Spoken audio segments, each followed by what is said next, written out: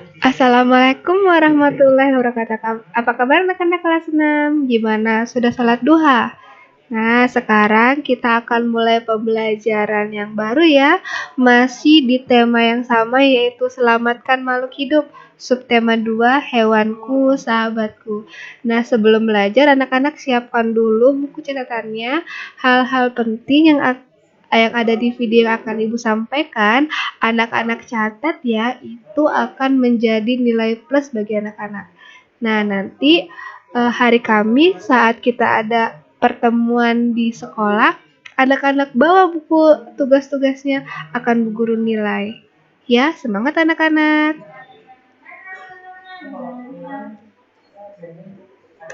Ya, hewanku, sahabatku, di sini ada berbagai macam hewan ya.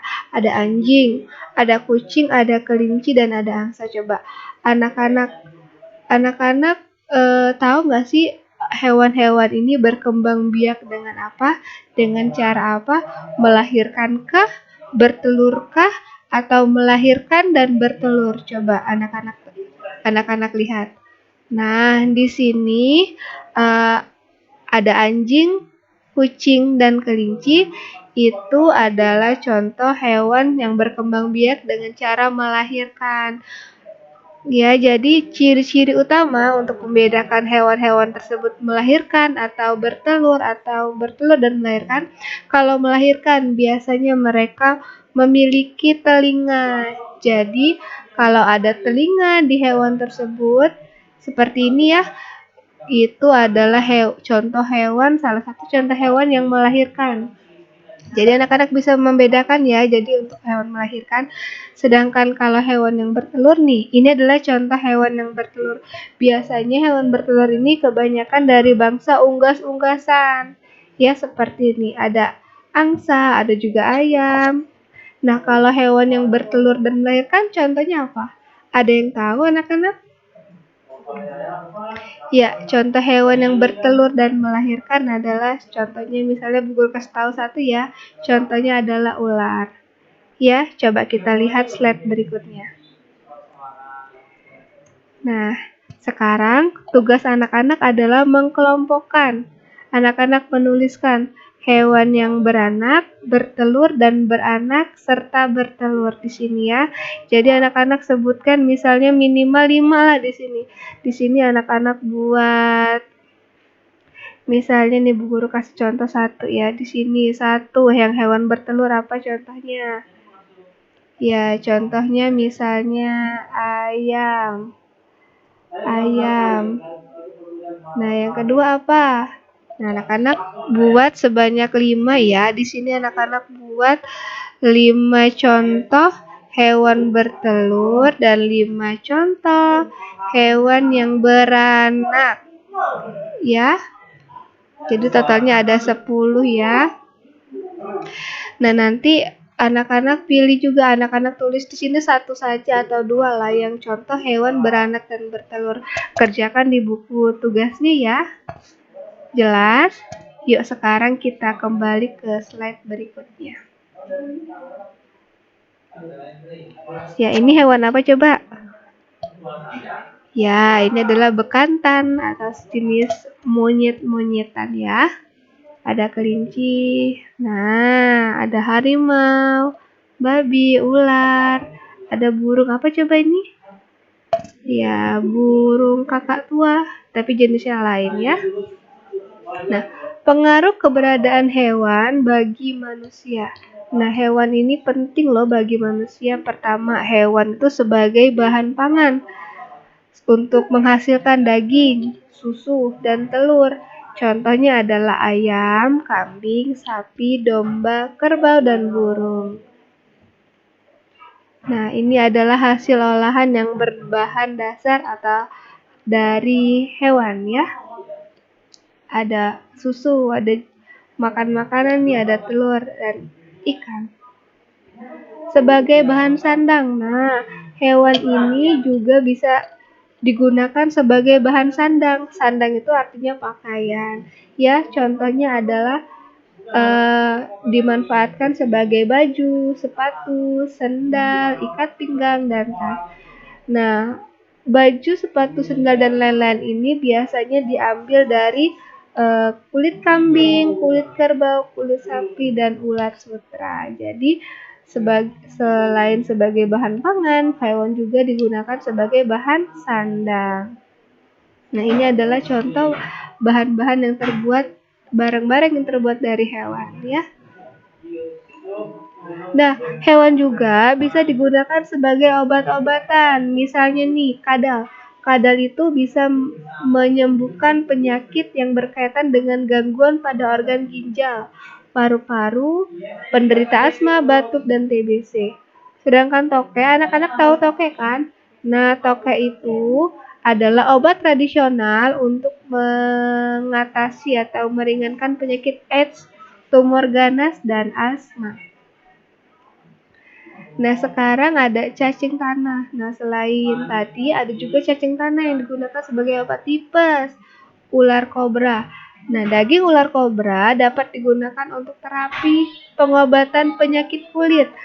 Darah dan empedu dari ular bisa digunakan untuk berbagai macam penyakit, seperti kencing manis, lever, rematik, asma, dan lemah jantung. Banyak ya khasiat dari hewan-hewan tersebut. Nah, selain itu, manfaat dari hewan bisa digunakan sebagai perhiasan dan kerajinan. Contohnya ular dan buaya untuk tas, ya kan? Kerang bisa digunakan sebagai hiasan rumah, penyu, kupu-kupu, burung sapi bisa digunakan sebagai hiasan. Nah, selain itu, hewan juga dapat digunakan untuk membantu pekerjaan manusia. Contohnya nih, yang biasa ditunggangi ya, kuda, kerbau, sapi, anjing, keledai, unta, burung merpati, lumba-lumba, dan gajah. Ini yang biasanya digunakan untuk membantu pekerjaan manusia. Selain itu, hewan juga dapat digunakan untuk percobaan atau penelitian saintis ya. Misalnya nih, kelinci, tikus, domba, monyet, lalat, buah, nyamuk, dan marmut. Nah, jadi nanti kan sebelum kita nih, sebelum obat-obatan itu diolah dan dikonsumsi manusia, apakah ada efek sampingnya atau tidak? Sebelumnya obat-obatan yang dibuat oleh para peneliti itu diuji cobakan ke hewan-hewan ini nih.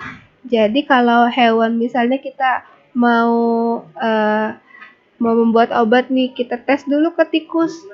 Berbahaya nggak ke tikus? Kalau di tikus tidak berbahaya dan tidak menimbulkan kematian bagi tikus, berarti obat itu aman. Contohnya seperti itu ya. Kenapa sih Bu kok kelinci, tikus, domba, dan lain-lain digunakan sebagai penelitian? Ya, karena diteliti gen-gen yang ada di hewan-hewan tersebut mirip dengan manusia, jadi bisa diuji cobakan. Ya. Sekarang selain itu, hewan juga digunakan untuk menjaga keseimbangan lingkungan. Di antaranya adalah hewan yang pemakan tumbuhan dan ada hewan pemakan hewan lain. Anak-anak tahu kan ekosistem? Ya, jadi ekosistem itu kan ada produsen, konsumen tingkat 1, tingkat 2, tingkat 3. Nah, itulah salah satu untuk menjaga keseimbangan ini adalah hewan. Karena hewan itu akan memakan hewan lain. Jadi terjaga keseimbangan. Jadi hewan itu makhluk hidup itu tidak menumpuk di bumi ini karena kan ada hewan lain yang untuk dimakan ya. Jadi terjadilah keseimbangan lingkungan. Selain itu, fungsi dari binatang juga atau hewan juga untuk menjaga kesuburan tanah. Contohnya adalah jangkrik, cacing yang akan membuat tanah semakin gembur. Jadi, kalau di tanah anak-anak ada cacing jangan dibunuh karena itu akan menyuburkan tanah untuk pertanian. Selain itu untuk pupuk kandang. Jadi kotoran dari hewan itu kan biasanya memakan tumbuhan yang di sekitarnya, itu akan menjadi pupuk dari kotoran hewan. Nah, ini adalah contoh hewan langka. Ya, ini adalah contoh hewan langka yang ada di Indonesia yang disebut badak Jawa atau badak bercula satu. Kita bisa menemukannya hanya ada di Taman Nasional Ujung Kulon yang terletak di Banten. Ya, badak ini sering diburu untuk diambil culanya karena untuk pengobatan. Jadi keseringan diburu akhirnya ini menjadi salah satu hewan langka. Ya. Kemudian ada hewan langka lainnya adalah anoa. Anoa berasal dari Sulawesi. Dari tahun ke tahun populasinya selalu menurun, tidak ada peningkatan. Bahkan di beberapa daerah anoa sudah tidak ada lagi. Nah, ini adalah anoa seperti kambing ya. Jadi tapi anak-anak bisa membedakan anoa dan kambing. Kemudian harimau Sumatera. Harimau Sumatera terdapat di seluruh dunia, seperti yang ada di India. Harimau Sumatera ini memiliki ukuran tubuh yang lebih kecil karena habitatnya ada di dalam hutan. Ini memudahkan harimau Sumatera untuk bergerak dan menangkap mangsa. Populasi ini sekarang kian punah karena sering diburu oleh manusia yang tidak bertanggung jawab. Kemudian ada elang Jawa. Nah, ini adalah contoh hewan elang Jawa ya. Jadi sesuai dengan namanya, hewan ini berasal dari daerah Jawa. Burung jenis ini memiliki ciri-ciri berupa jambul di kepalanya. Keberadaannya di alam sudah sangat sulit untuk kita jumpai. Jika ingin melihatnya, kita hanya bisa melihat di penangkaran atau di kebun binatang. Kemudian bekantan. Nah, seperti monyet ya bekantan ini. Ya, bekantan ini ada di Pulau Kalimantan. Hewan ini sangat mudah dikenali ciri-cirinya yaitu hidungnya panjang. Ya, serta memiliki rambut yang berwarna coklat kemerahan. Jadi sekarang juga bekantan termasuk hewan langka yang ada di Indonesia. Komodo. Nah, komodo ini adalah sejenis kadal tapi raksasa. Hewan ini termasuk hewan karnivora, walaupun lebih sering memakan bangkai hewan daripada memburu hewan hidup-hidup. Nah, jadi komodo ini biasa suka makannya bangkai saja ya. Rata-rata komodo bisa mencapai panjang sepanjang 2-3 meter dan berat sebesar 60 kg. Udah seberat manusia ya. Banyak yang bilang komodo ini merupakan hewan prasejarah yang masih hidup. Ya, jadi kalau ada soal hewan prasejarah yang masih hidup adalah contohnya komodo. Ya.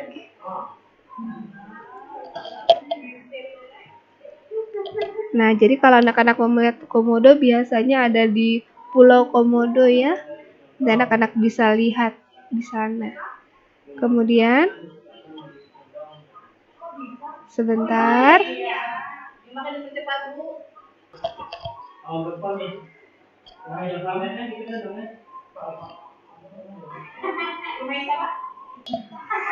Sekarang ada orang hutan. Orang hutan merupakan jenis kera asli di Indonesia. Hewan ini dalam bahasa Inggrisnya juga disebut orang hutan. Nah, hewan ini menjadi langka karena adanya kerusakan lingkungan, peralihan hutan menjadi ladang pabrik, dan perumahan. Orang hutan bisa kita temui di Pulau Kalimantan. Dan orang hutan ini memiliki ciri-ciri berupa rambut yang kemerahan di seluruh tubuhnya. Jadi orang hutan dan bekantan beda ya. Jadi kalau bekantan itu lebih mancung sedangkan hewan orang hutan lebih pesek. Ya. Maaf. Ya, ada secara ovipar, vivipar, dan ovovivipar. Kita lihat lebih lanjut. Ya, tadi untuk yang perkembangbiakan vegetatif dengan membelah diri, contohnya ada pada hewan yang bersel satu. Contohnya tuh amuba dan paramecium. Kita tidak bisa melihat hewan-hewan ini ya, hanya bisa melihatnya di mikroskop.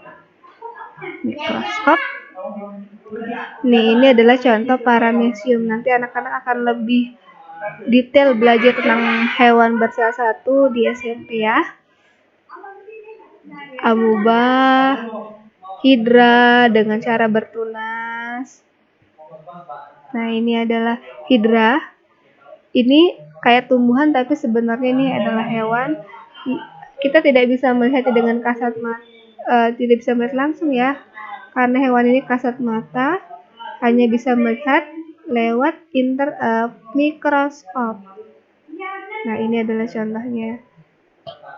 Ya. Ada juga cacing pipih. Cacing pipih atau planaria dapat ditemukan di bebatuan.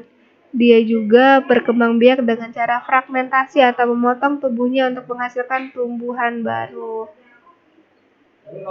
Ini adalah contoh planaria.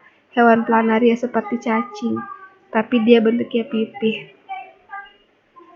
Nah, tadi ada istilah vivipar, ovovivipar, dan ovipar. Kalau vivipar, anak-anak harus ingat, anak-anak catat ya. Vivipar itu artinya melahirkan. Jadi terjadi pada hewan mamalia, terjadi pembuahan, terjadi pertemuan sperma dan ovum, dan kehamilan. Ya, jadi kata Bu Guru tadi, ciri-ciri hewan yang melahirkan adalah dia memiliki telinga. Ya, dia memiliki telinga, dia memiliki mamae atau kantung susu di badannya ya. Kemudian selain vivipar, nah ini adalah contoh hewan vivipar yang melahirkan. Ada harimau, ada singa ya. Apalagi coba? Tadi ada anjing, kucing. Nah, kambing, sapi juga termasuk vivipar, melahirkan. Jadi nggak ada nih sapi yang bertelur, tapi melahirkan. Ya, ini adalah proses terjadinya kehamilan untuk hewan vivipar yang melahirkannya dari zigot menjadi zigot itu adalah pertemuan sperma dan ovum. Hasilnya adalah beberapa zigot, terus berkembang menjadi embrio, bakal bayi, dan bayi. Bayi ini tidak hanya manusia tapi hewan juga memiliki bayi ya. Ini adalah pertumbuhannya.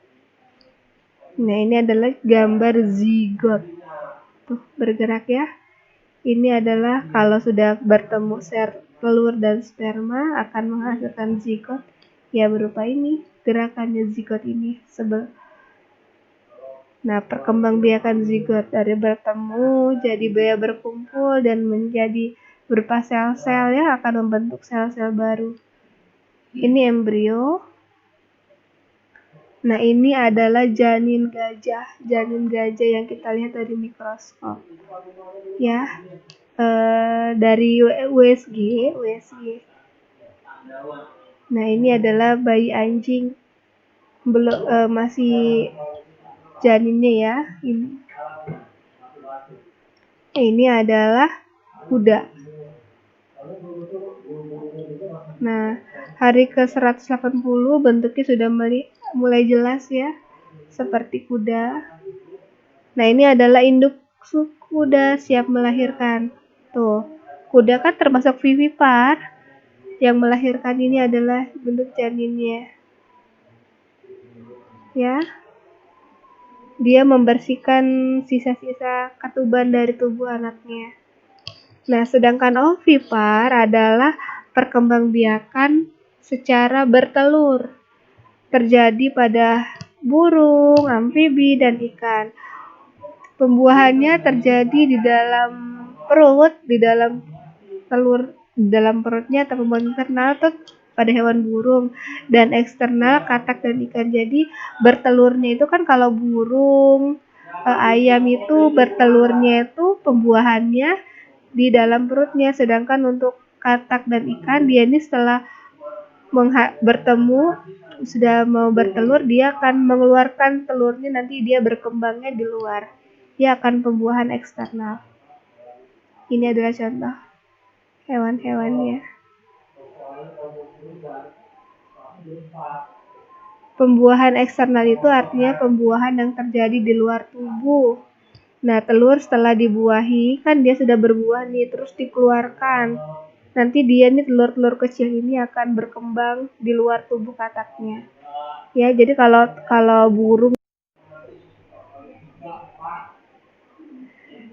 burung sama ayam kan terjadinya di dalam tubuhnya, kalau di luar tubuhnya. Nah, ini nih, nanti setelah bertemu sel telur dan ovarium, sperma dan ovariumnya dia tuh langsung dikeluarkan. Ya, jadi dia nggak berkembang dalam perut, itu disebut pembuahan eksternal. Nah, kalau pembuahan internal terjadi di dalam tubuh, anaknya mendapatkan makanan dari kuning telur, mengerami telurnya. Nah, ini contohnya. Ya, dia mengerami telurnya di dalam. Selanjutnya,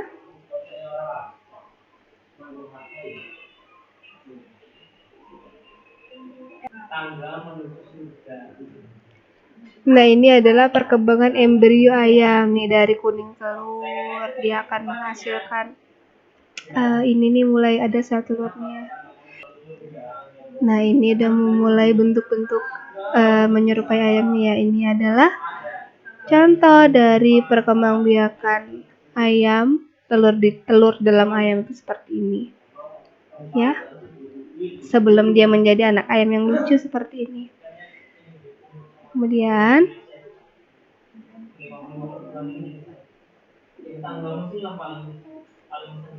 ini adalah apa nih? Buaya. Jadi buaya itu secara ovipar, bertelur juga ya. Ada ular kobra, tuh telur-telurnya ular kobra. Nah, ini nih, sebelum dia menetas nih, dia sudah keluar dari cangkang. Ini sebelum air ketubannya pecah ya. Sekarang ada ovovivipar, bertelur dan beranak. Jadi dia dari telur terus beranak ya. Makanan embrio berasal dari telur. Terjadi pada beberapa jenis ular dan hiu. Jadi ular dan hiu termasuk ovovivipar, bertelur dan beranak atau bertelur dan melahirkan. Ya, hewan endemik. Ada keterangan hewan endemik adalah hewan yang hanya ada di daerah tertentu saja. Jadi misalnya kalau hewan contohnya, misalnya kalau hewan itu ada di Lampung saja, dia tidak ada di tempat-tempat lain. Nah, ini adalah contoh persebaran hewan endemik. Jadi kayak beruang madu, nih dia ada di mana nih? Jambi. Harimau Sumatera hanya ada di Sumatera.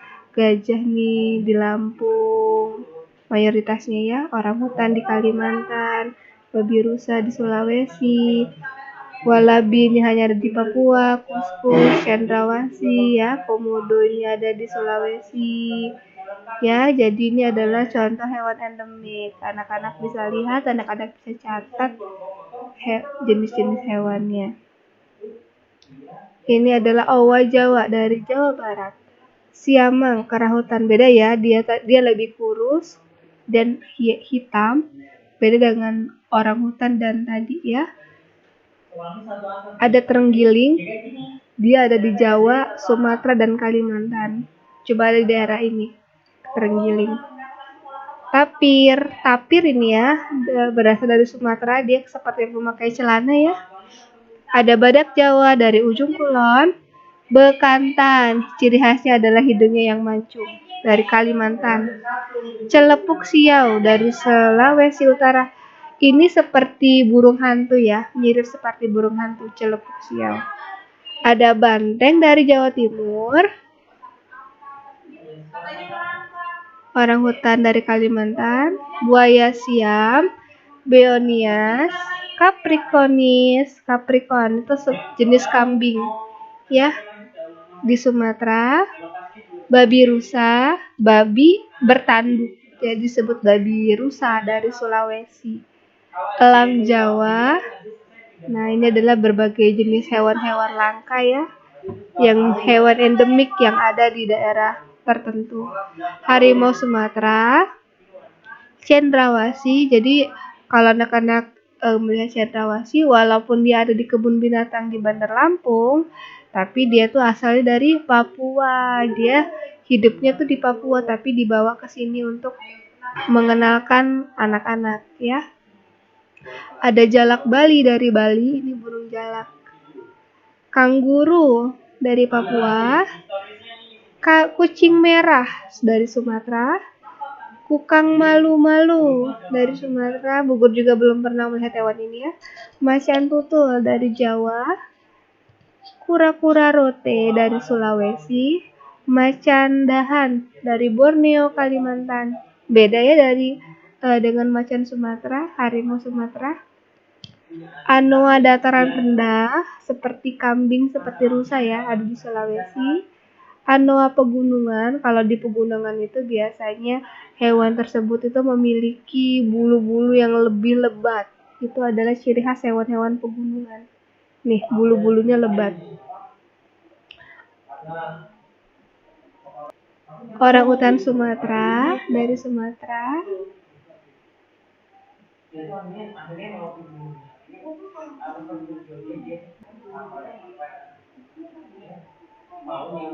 Elang Flores, bagus ya elang dari Flores ya, dari NTT.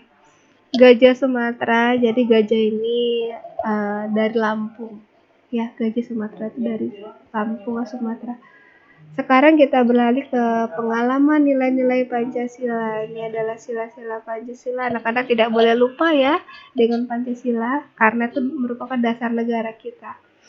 Pancasila, anak-anak sudah hafal ya. Bu Guru yakin anak-anak sudah hafal.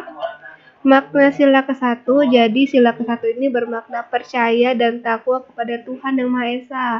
Hormat dan menghormati antar pemeluk agama, saling menghormati kebebasan menjalankan ibadah sesuai dengan agamanya, tidak memaksakan satu agama atau kepercayaan kepada orang lain.